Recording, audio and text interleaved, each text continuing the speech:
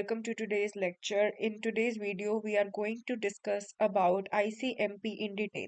So let's begin. So ICMP होता क्या है? ICMP stands for Internet Control Message Protocol. Okay, so अब इसमें होता क्या है? ठीक है, बेसिकली ये एरर्स को या मैनेजमेंट करता है, बेसिकली एरर कंट्रोल करेगा या मैनेजमेंट करेगा क्वेरीज जो भी हमारे पास अकर हो रही है while delivering the message from the sender to the receiver. हमारे पास एक सेंडर है, हमारे पास एक रिसीवर है, राइट? हम इसको कोई मैसेज दे रहे हैं, ठीक है, रिसीवर को, सेंडर रिसीवर को कोई मैसेज दे रहे हैं, लेकिन अगर इस मैसेज के अंदर कोई भी एरर होगा तो वो कौन बताएगा सेंडर को कि इसके अंदर तो एरर है?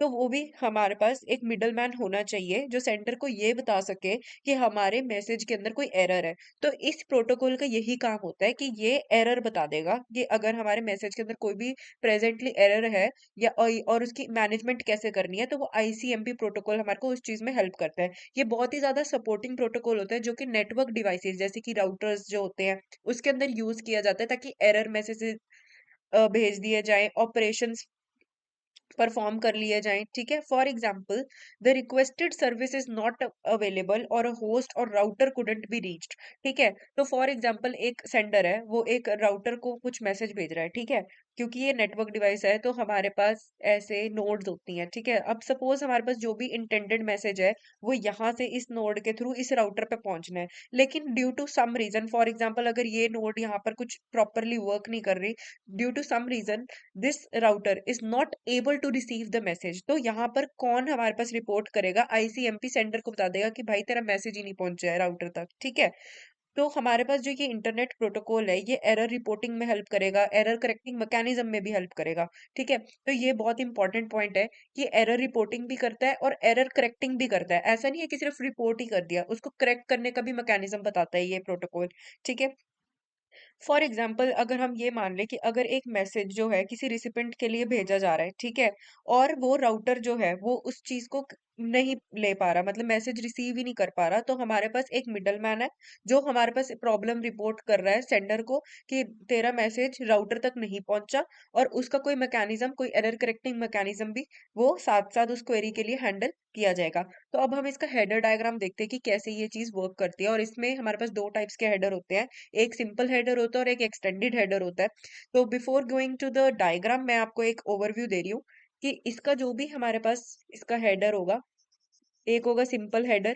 ठीक है, हम इसके इसमें देखेंगे कि इसको किस तरीके से डिवाइड किया है। फिर आता है एक्सटेंडेड हेडर, इसका भी हम रोल देखेंगे कि इसमें कितने बिट्स होते हैं और इसमें क्या है, और लास्ट में हमारे पास डाटा होता है, ठीक है, जिसे हम पेलोड भी बोल देते हैं। ठीक है, तो इस तरीके से इसका कुछ फॉर्मेट होता है। तो अब हम देखते हैं इसके डायग्राम को। सो ये रहा इसका डायग्राम। ठीक है, तो ये हमारे पास है, ये जो थ्री है ना, type, code and checksum, these are the simple header. ठीक है, these are the part of the header. Okay, अब जो टाइप होता है इसके हम रोल देखेंगे आगे क्या क्या होते हैं, तो घबराने की जरूरत नहीं है, बहुत इजीली मैं आपको ये एक्सप्लेन करूंगी।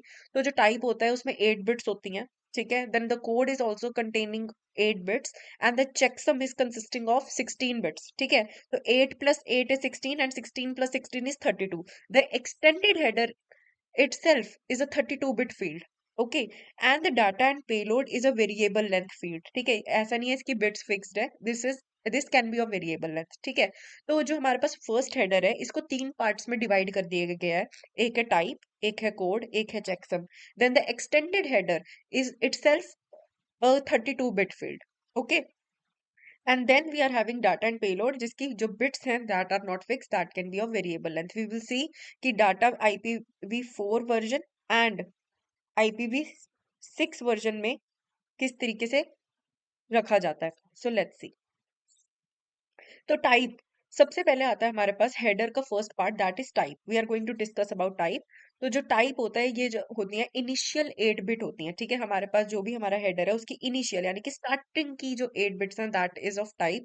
ठीक है, जिसमें हमारे पास मैसेज का टाइप होता है। अब ये बताता क्या है, ये हमें एक ब्रीफ डिस्क्रिप्शन देता है मैसेज की, जो भी हमारा रिसीवर जो है वो रिसीव करने वाला है। ठीक है, और उसको किस तरीके से रिस्पॉन्ड करना है। ठीक है, तो ये कुछ टाइप्स लिखे हुए हैं, जैसे कि टाइप 0 इको रिप्लाई बताता है, टाइप 3 डेस्टिनेशन अनरीचेबल का मैसेज बताएगा, टाइप 5 रीडायरेक्ट मैसेज। ठीक है, तो हमारे पास अगर अगर कोई भी मैसेज रिसीवर के पास जा रहा है तो रिसीवर को उसको किस तरीके से रिस्पॉन्ड करना है, बेसिकली वो हमें टाइप बताता है। ठीक है, और ये भी बता देता है कि मैसेज किस टाइप का आ रहा है। ठीक है, रिसीवर को ये भी इंफॉर्मेशन दे देगा। ठीक है, तो ब्रीफ डिस्क्रिप्शन है basically. Okay, then the next 8 bits is code. ठीक है, अब कोड जो होती है, हमारे पास इनिशियल 8 बिट्स थी टाइप की। अब हमारे पास नेक्स्ट जो 8 बिट्स आती है वो आती है कोड की।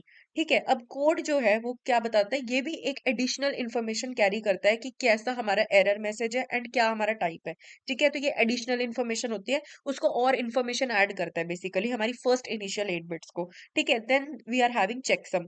अब चेकसम जो है that is a 16 bit field. Don't get confuse कि ये 8 बिट फील्ड है। ठीक है, कई बच्चे कंफ्यूज हो जाते हैं यहाँ पे। तो ये 16 बिट फील्ड है, और ये क्या हमें हमारे को क्या करते हैं, ये एरर रिपोर्ट कर रहा है। और बेसिकली ये हमारे को ये भी बताते हैं कि जो भी मेरा मैसेज जा रहा है वो कंप्लीटली डिलीवर हो रहा है क्या रिसीवर के पास। ठीक है, अगर तो वो कंप्लीटली डिलीवर हो रहा है तो that will be notified by checksum. Then we are having the extended header. Now let's talk about the extended header, जो itself एक 32 बिट फील्ड है। अभी ऑफ कोर्स 32 बिट एक बहुत लार्ज नंबर है, इसीलिए हम इसको एक्सटेंडेड बोल रहे हैं। ठीक है, इस हेडर को एक्सटेंडेड इसीलिए बोल रहे हैं। ठीक है, और ये क्या करते हैं, इसके अंदर एक पॉइंटर होता है जो हर एक बिट को ना पॉइंट करता है। For example we are having some bits in the message like this. Okay, and we are having a pointer.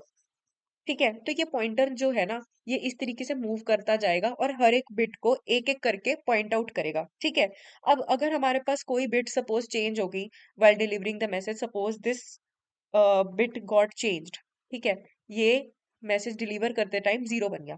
ठीक है, अब हमारे पास ये जो पॉइंटर होगा, जब वो इधर पॉइंट करेगा तो इसकी लोकेशन पता लग जाएगी, and receiver will get to know that there is some error in the message. ठीक है, so that is basically the role of the extended header. Okay, तो इसमें बेसिकली आपने पॉइंटर के बारे में बताना है कि बाइट लोकेशन हमें पता लग जाती है, हमारे पास प्रॉब्लम कहाँ पे है, कौन सी लोकेशन पे है, उसका पता लग जाएगा, and we can act respectively to point out that problem and what should be done for the management process.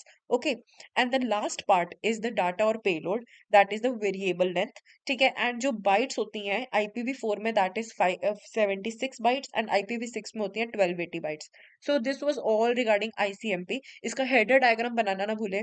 ठीक है, अगर आप एग्जाम में कोई क्वेश्चन आ जाता है, 5 मार्क्स में आ सकता है इसका क्वेश्चन, और अगर आप 10 marks, if you are preparing for PTO exams, so अगर 10 मार्क्स में भी इसका क्वेश्चन आता है तो मोस्ट प्रोबेबली चांस है कि ये पार्ट्स में पूछ लिया जाए।